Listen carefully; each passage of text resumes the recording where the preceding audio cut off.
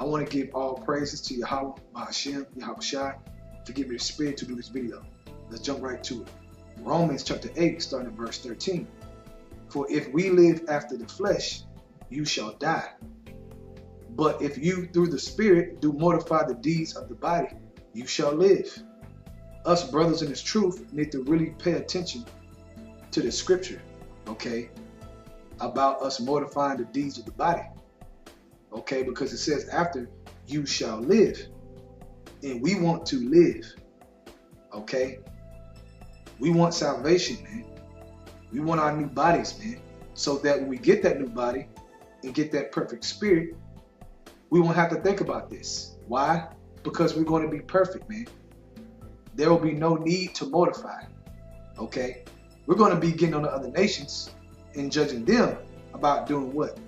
Mortifying their members, because they got to adapt to what? The law, okay? The righteous law of the new world, okay? New Jerusalem, all right? So as you see time approaching, and you see these wars and everything sparking up, you see it's close, man. It gets closer and closer day by day. Okay, the days are shortened, as the Most High says, man. Okay, so we got to get better at offending less, and we got to get better at mortifying our members, man. Look closely into your souls, brothers. Now let's go into the blue letter and mortify in verse 13. Strong's G 2289, Thanatao.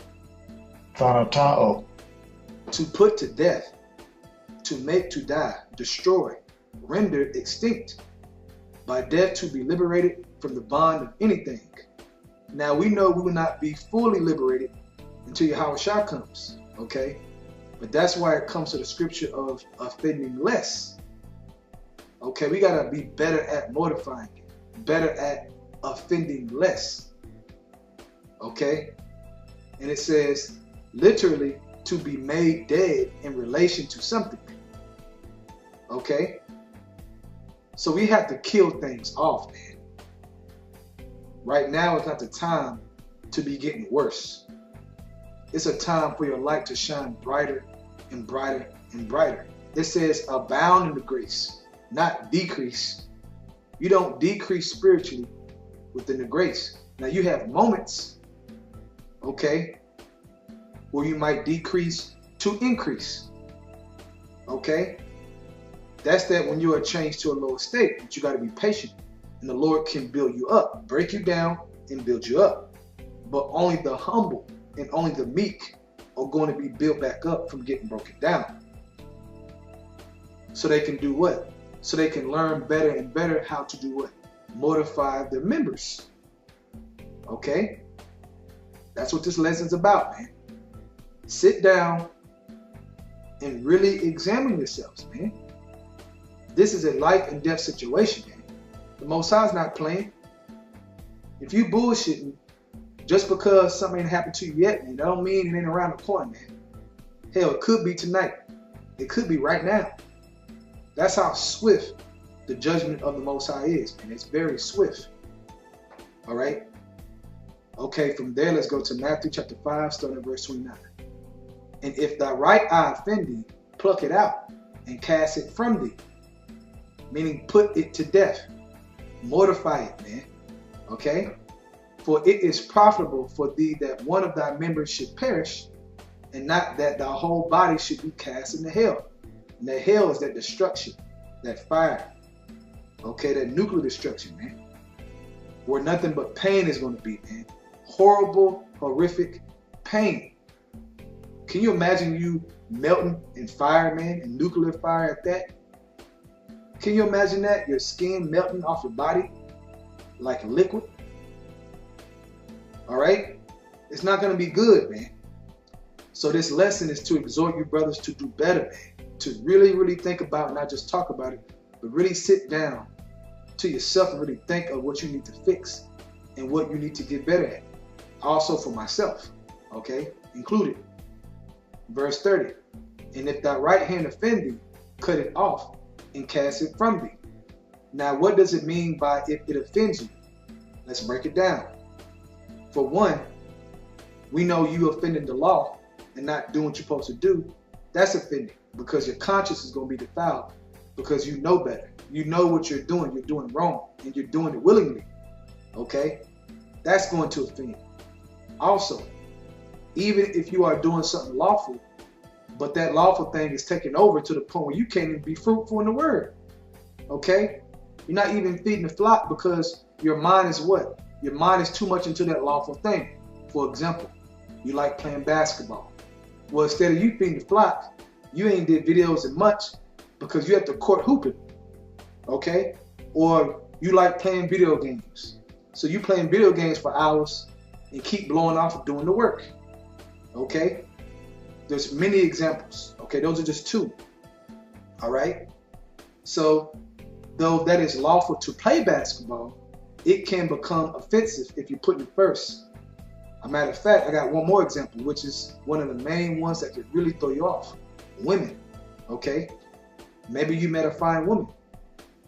Now you putting her in front. You going to the movies. You going to all these places with her because you met her and you just flaming in love. But now you ain't doing the work no more. You telling yourself in your head you're going to do it, but you don't ever get to it. It's been 5 months. You madly in love. She's pregnant, but you ain't did no work. So is it lawful to be with a woman? Yeah, but guess what? It can become offensive. Okay, that's why I said cast it off, mortify it, man. Okay, you have to mortify your lust of all these things in the world, man, because these things in the world can take over, man, before you know it. All right, and you just bugged out, man, with demons on you. So be careful.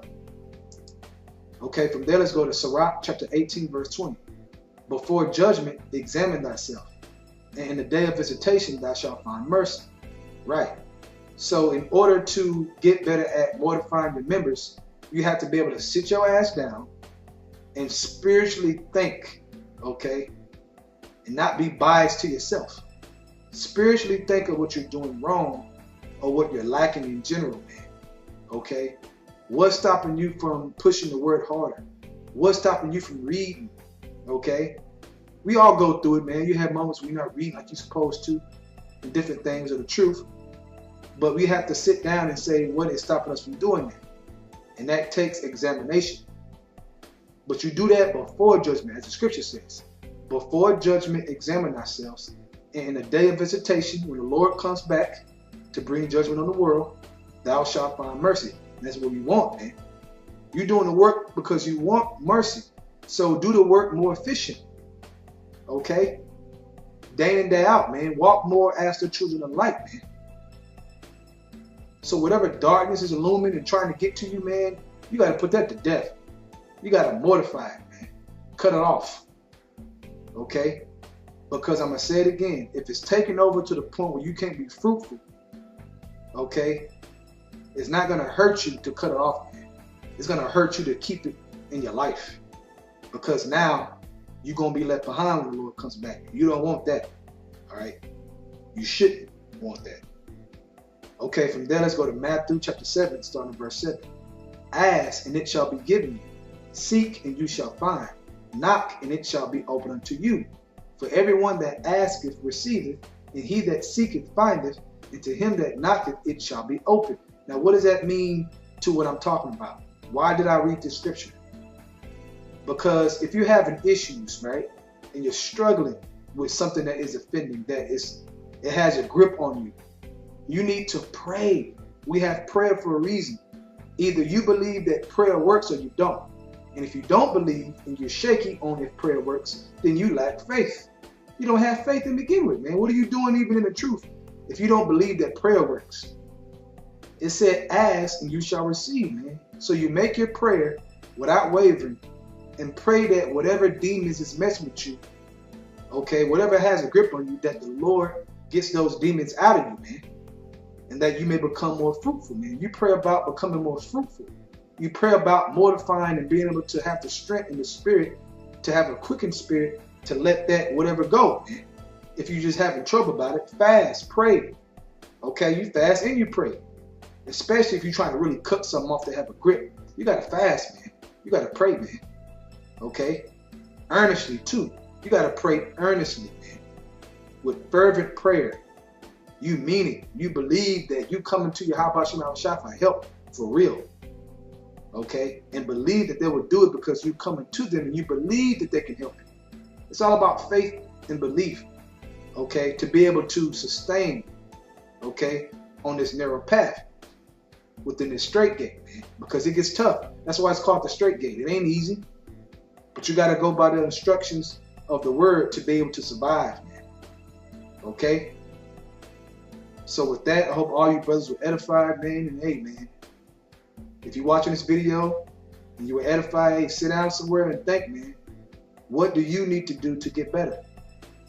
Okay? Put the phone away. Turn that damn thing off. That phone can be a distraction, man. It is a damn distraction. Turn the TV off, man. That show you like to watch. Turn it off. Okay? Tell that girl you meet her next week. All right? And do what you got to do.